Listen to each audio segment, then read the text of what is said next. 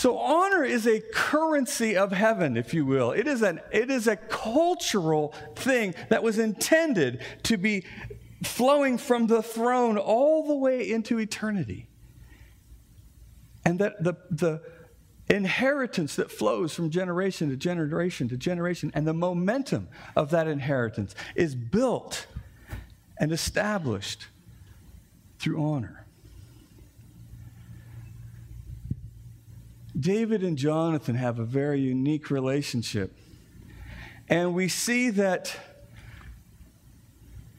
David's heart is knit to Jonathan's heart. And he loves Jonathan as he loves his own soul. And we get to verse 4. And they're in this scene where Jonathan takes off his robe, his bow, his sword, his belt, and he gives it to David. Now, some would say, well, that's because Jonathan knew that David was going to be the next king. And I don't know that that's what Jonathan knew. I don't know. But this I do know. That felt very honoring. To have the elements of royalty from my life given to you, the servant boy in my father's house. And what happens in that moment is your status in our relationship changes in a moment. And that's what honor does. Honor reaches into your life, and I transfer the status of my life to yours and elevate you. And that's what the Lord has done with us. The Lord's honor towards us, and this is what's so hard for so many of us to get, because we like that, I'm the servant boy. Can we just kind of keep that, you bark out the commands, and I'll figure out which ones I'm going to obey. And I'll whine about how powerless I am in the relationship. And when things get ugly and bad and difficult, guess who I'm going to blame? The powerful one. But when we go, you are co-laborers with Christ. That's right. You are sons and daughters of the King. You are a part of the royal family. What has just happened is you became powerful and responsible in this relationship because your status has been elevated through the honor that the Lord has given to us.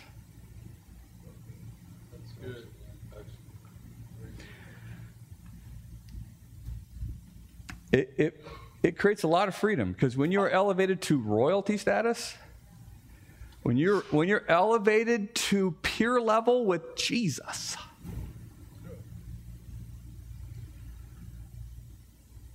there was a boatload of responsibility that came with that.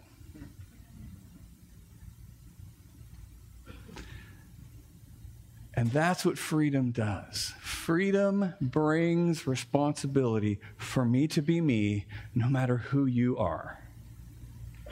For me to bring me to the relationship, no matter what you do, no matter what you say, no matter how you treat me.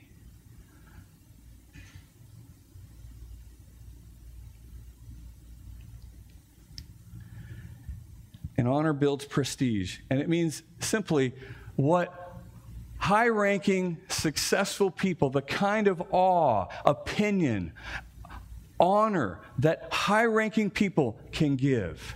And we think of this prestige as being something that the wealthy do. Well, welcome to the wealthy land of heaven. That's right. That's right. Welcome to a limitless kingdom. That's right. Where you are a high-ranking, successful individual who has the power to give awe in a relationship, the power to give honor in a relationship.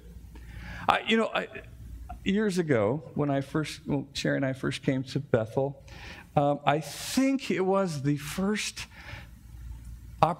second opportunity I got to preach at Bethel. And it was a Sunday night, and Bill was out of town. And I decided that, I'm going to break on through to the other side, and I'm going to show some movie clips as part of my sermon.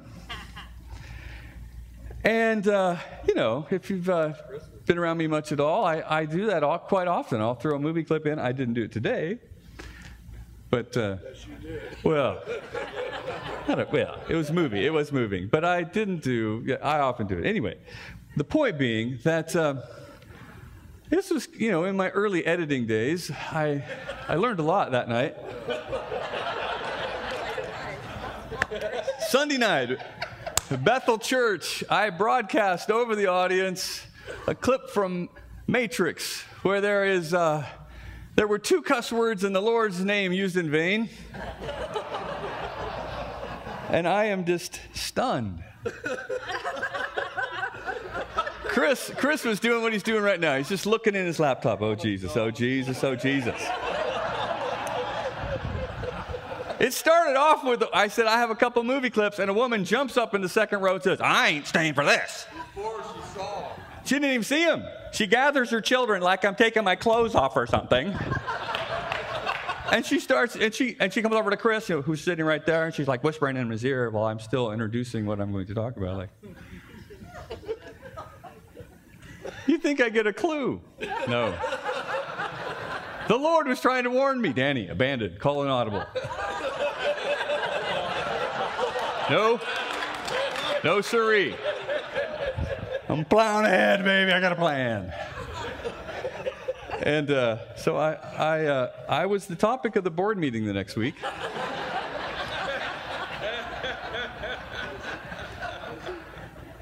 And the next week, one of the board members tells me, hey, guess what we talked about this week? I go, am I still employed? Do I have a job? And Bill comes back and that week, and he says, I'm going to be gone again this week. Would you preach again Sunday night?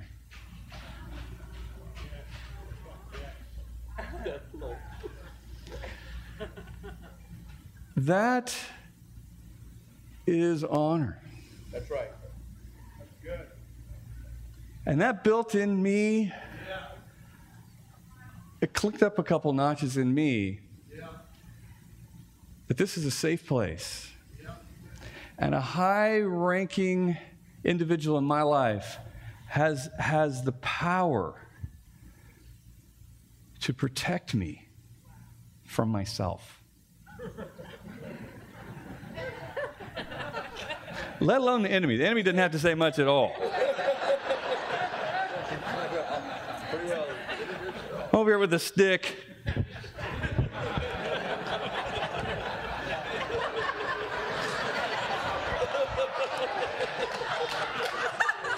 And honor